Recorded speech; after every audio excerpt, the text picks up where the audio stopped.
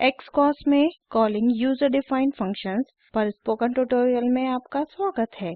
इस ट्यूटोरियल में हम निम्न करना सीखेंगे। साइलैब में स्क्वैरिंग फंक्शन लिखना, XCOS में साइफंक ब्लॉक उपयोग करना, विविध प्लॉट्स बनाने के लिए मक्स ब्लॉक उपयोग करना, विविध इनपुट्स और आउटपुट्स रखने वाले फंक्शंस को कॉल करना।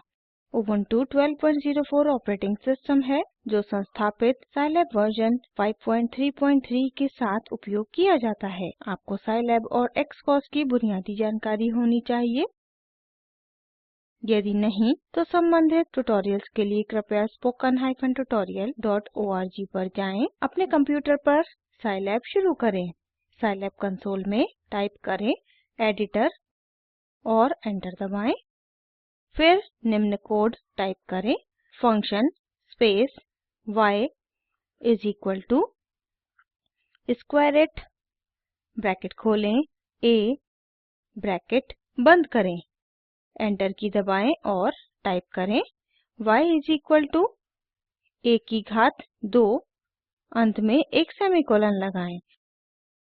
फंक्शन एक इनपुट वेरिएबल a और एक आउटपुट वेरिएबल y रखता है।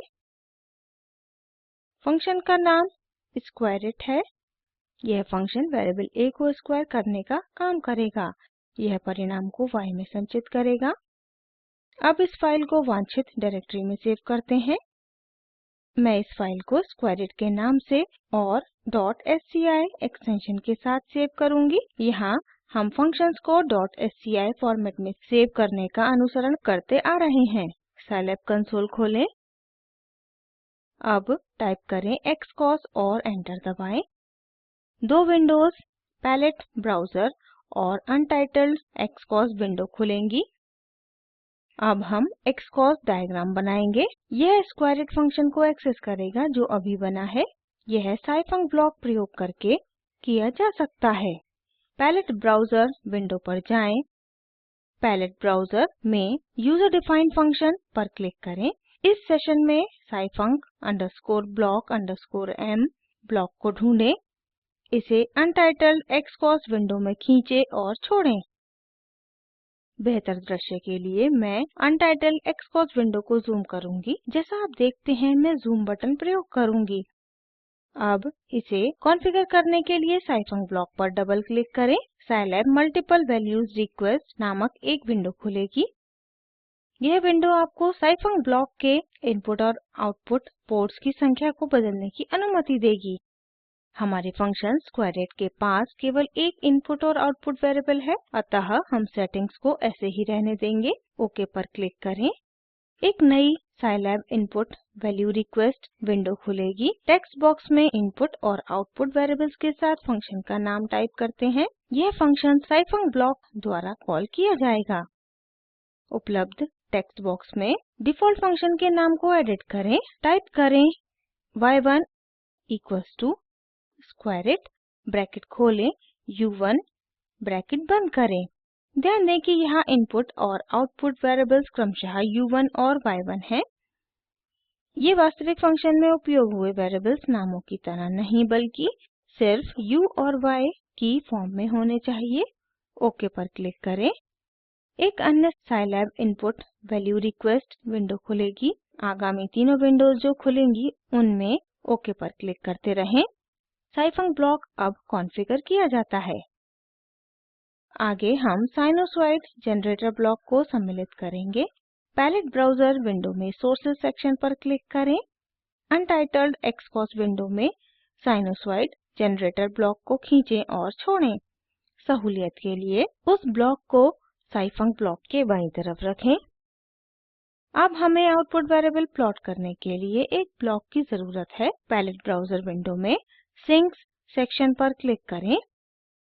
अनटाइटल्ड XCOS विंडो में cscope ब्लॉक को खींचें और छोड़ें। ब्लॉक को साइफंक ब्लॉक के दायीं तरफ रखें। सहूलियत के लिए इसे साइफंक ब्लॉक से दूर रखें।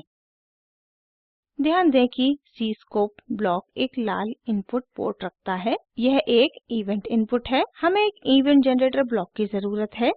पैलेट ब्राउज़र विंडो में सोर्सेज सेक्शन पर क्लिक करें। clock_c ब्लॉक को अनटाइटल्ड एक्सकॉस विंडो में खींचें और छोड़ें। इसे सी स्कोप ब्लॉक के ऊपर स्थित करें। ध्यान दें कि सी स्कोप ब्लॉक केवल एक इनपुट पोर्ट रखता है, लेकिन हम इनपुट और आउटपुट दोनों वेरिएबल्स को एक ही प्लॉट विंडो में प्लॉट करना चाहते हैं। अतः हमें एक मल्टीप्लेक्सर ब्लॉक की ज़रूरत है। यह ब्लॉक दो इनपुट्स लेगा और एक आउटपुट पोर्ट पर आउटपुट देगा। पैलेट ब्राउज़र विंडो में सिग्नल रूटिंग सेक्शन पर क्लिक करें।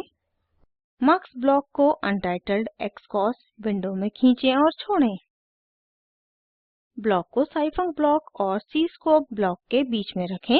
अब मैं मक्स ब्लॉक को रिसाइज और दोबारा अलाइन करती हूँ। अब हम ब्लॉक्स को एक साथ जोड़ते हैं। साइनसॉइड जनरेटर ब्लॉक के आउटपुट पोर्ट को साइफंक ब्लॉक के इनपुट पोर्ट से जोड़ते हैं। अब साइफंक ब्लॉक के आउटपुट पोर्ट को मक्स के लोअर इनपुट से जोड़ते हैं। मक्स ब्लॉक के आउटपुट पोर्ट को सी स्कोप ब्लॉक के इनपुट पोर्ट से जोड़ते हैं। clock अंडरस्कोर सी ब्लॉक के आउटपुट पोर्ट को सी स्कोप ब्लॉक के इवेंट इनपुट पोर्ट से जोड़ते हैं। हमें साइन इनपुट को भी प्लॉट करना है।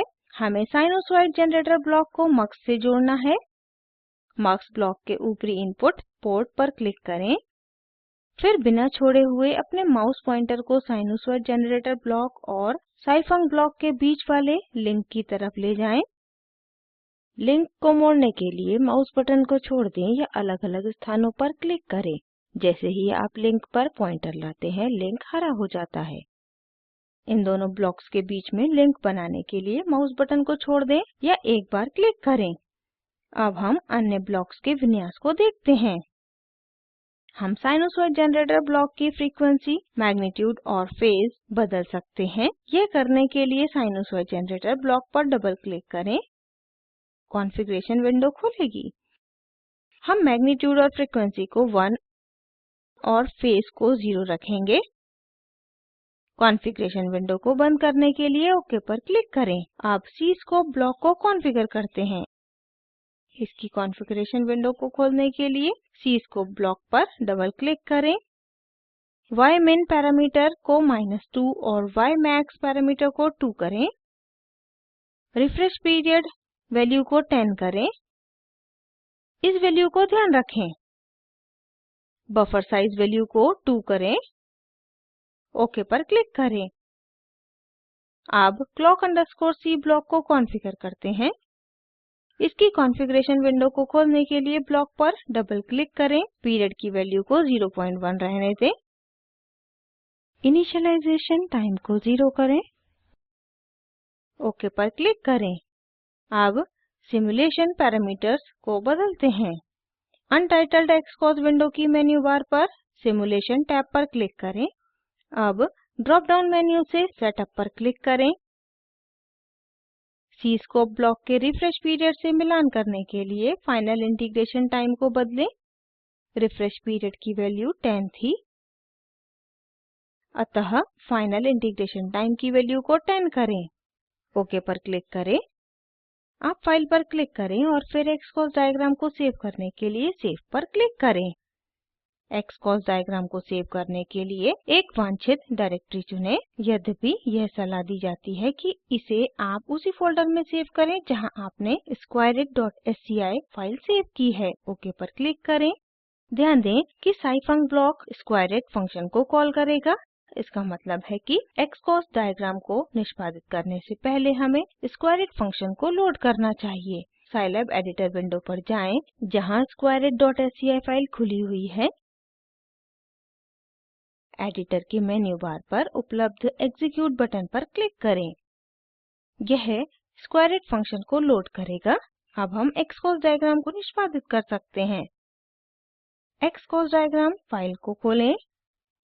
एक्सकॉस विंडो के मेन्यू बार पर उपलब्ध स्टार्ट बटन पर क्लिक करें। एक ग्राफिक विंडो खुलेगी। यह विंडो दो प्लॉट्स रखेगी। काले रंग में इनपुट साइन वेव और हरे रंग में आउटपुट साइन वेव।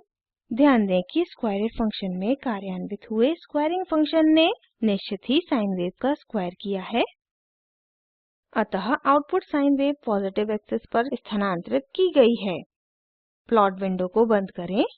अब देखते हैं कि एक फंक्शन जो एक से ज़्यादा इनपुट और आउटपुट वेरिएबल्स रखता है उसे कॉल करने के लिए साइफंक ब्लॉक को कैसे एडिट करते हैं। साइलैब एडिटर विंडो पर जाते हैं। दो इनपुट और आउटपुट वेरिएबल्स रखने के लिए स्क्वेयरिट फंक्शन को एडिट करें। आउटपुट वेरिएबल को निम्न की तरह एडिट करें।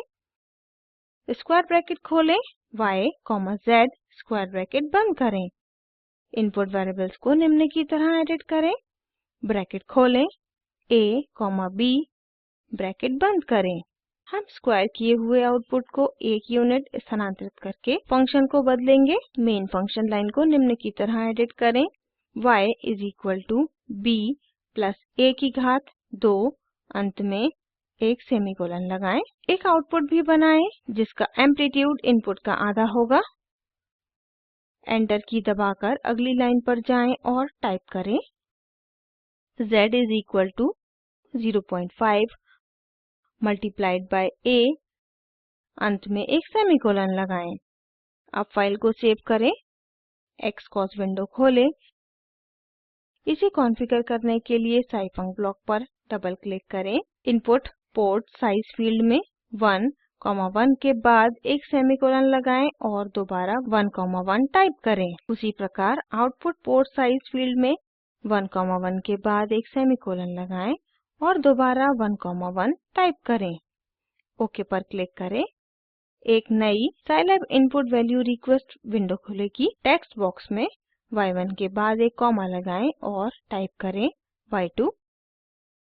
y1 और y2 को स्क्वायर ब्रैकेट्स में रखें।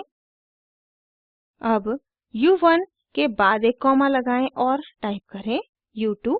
ओके पर क्लिक करें। एक अन्य Scilab input value request window खुलेगी। आगामी दिखने वाली तीनों विंडोज़ में ओके पर क्लिक करते रहें। अब साइफंक ब्लॉक कॉन्फ़िगर होता है। अब मैं साइफंक ब्लॉक को दोबारा अलाइन करती हूँ। पैलेट ब्राउज़र विंडो खोलें। सोर्सेज सेक्शन में constant_m ब्लॉक को xcos विंडो में खींचें और छोड़ें। इसे साइनसॉइड जनरेटर ब्लॉक के नीचे स्थित करें। constant_m ब्लॉक को साइफंक ब्लॉक के निचले इनपुट से जोड़ें। इस ब्लॉक की डिफ़ॉल्ट वैल्यू 1 है। इसे ऐसे ही रहने दें। मक्स ब्लॉक पर डबल क्लिक करें। इनपुट पोर्ट साइज को 3 करें। ओके पर क्लिक करें। अब मैं मक्स ब्लॉक को रीसाइज करती हूँ और मैं मक्स और सीस्कोप ब्लॉक को ठीक से जोड़ूंगी। साइफंक ब्लॉक के निचले आउटपुट पोर्ट को मक्स ब्लॉक के निचले इनपुट पोर्ट से जोड़ें। फाइल पर क्लिक करें और xcos फाइल को सेव करने के लिए सेव चुनें। उस साइलैब एडिटर पर जाएं जिसमें squareit.sci फाइल खुली हुई है। एडिटर की मेन्यू बार पर उपलब्ध एग्जीक्यूट बटन पर क्लिक करें। यह स्क्वायरिट फंक्शन को लोड करेगा। अब हम xcos डायग्राम को निष्पादित कर सकते हैं। xcos विंडो की मेन्यू बार पर उपलब्ध स्टार्ट बटन पर क्लिक करें। एक ग्राफिक विंडो दिखेगी। यह विंडो 3 प्लॉट्स रखेगी। काले रंग में इनपुट साइन वेव, हरे रंग में आउटपुट साइन वेव और लाल रंग में एम्प्लीट्यूड स्केल्ड इनपुट। ध्यान दें कि फंक्शन ने इनपुट साइन वेव को निश्चित ही स्क्वायर किया है और 1 यूनिट ऑफसेट से स्थानांतरित भी किया है जैसे कि अपेक्षित है। हमें इनपुट साइन वेव का बढ़ा हुआ आयाम भी मिलता है जैसे कि अपेक्षित है। प्लॉट विंडो को बंद करें। अब इसे सारांशित करते हैं। इस ट्यूटोरियल में हमने सीखा साइलैब में स्क्वायरिंग फंक्शन लिखना, xcos में साइफंक ब्लॉक उपयोग करना, विविध प्लॉट्स बनाने के लिए मक्स ब्लॉक उपयोग करना, अनेक इनपुट और आउटपुट रखने वाले फंक्शंस को कॉल करना। निम्न लिंक पर उपलब्ध वीडियो देखें। यह स्पोकन ट्यूटोरियल प्रोजेक्ट को सारांशित करता है। अच्छी बैंडविड्थ न मिलने पर आप इसे डाउनलोड करके देख सकते हैं। Spoken tutorial project team spoken tutorials का उपयोग करके कार्यशालाएं चलाती है। ऑनलाइन टेस्ट पास करने वालों को प्रमाण पत्र देते हैं। अधिक जानकारी के लिए कृपया contact@spoken-tutorial.org पर लिखें। Spoken tutorial project talk to a teacher project का हिस्सा है। यह भारत सरकार के MHRD के आईसीटी के माध्यम से राष्ट्रीय साक्षरता मिशन द्वारा समर्थित है। इस मिशन पर अधिक जानकारी spoken-tutorial.org/nmeictintro पर उपलब्ध है। आशा करती हूँ यह ट्यूटोरियल आपके लिए उपयोगी था। आई आई टी बॉम्बे से मैं श्रुति आर्य आपसे विदा लेती हूँ। हमसे जुड़ने के लिए धन्यवाद।